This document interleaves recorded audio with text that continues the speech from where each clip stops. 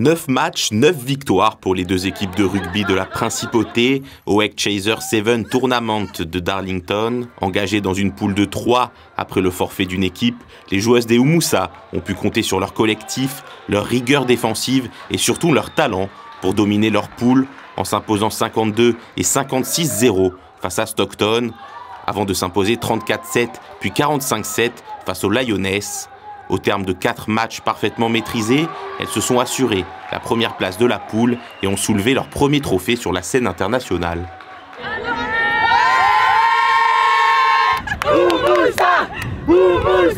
Pour les Impies, un format différent.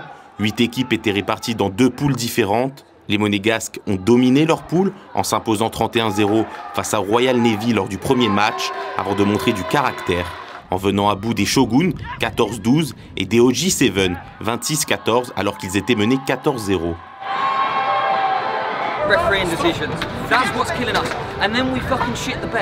En terminant premier de leur poule, ils ont retrouvé les Lions en demi-finale qu'ils ont écartés sans difficulté afin de s'assurer une finale face à leurs meilleurs ennemis, les Shoguns.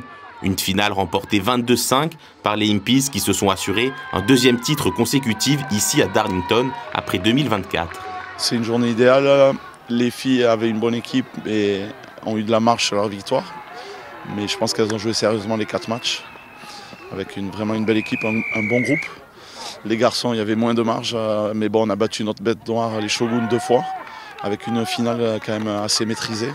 Donc on est très content de la journée et de la saison qui est largement positive. 2 équipes composées en grande partie de joueurs et joueuses issus de la Principauté ou du bassin azuréen dans l'objectif d'amener le rugby local au sommet.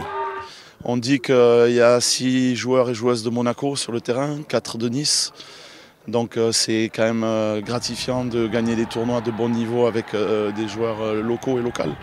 Donc c'est un axe de développement grâce à Gareth, la fondation, la Fédé, le club, de travailler tous ensemble et d'essayer de promouvoir et d'améliorer le niveau du rugby général à Monaco. Having these amazing players all together, different cultures, and having our Monaco players as well. So coming here, transmitting the message and also developing women's rugby in Monaco is very meaningful for us. Une fin de saison en apothéose pour les 2 clubs de la Principauté qui auront pour objectif de faire encore mieux l'année prochaine.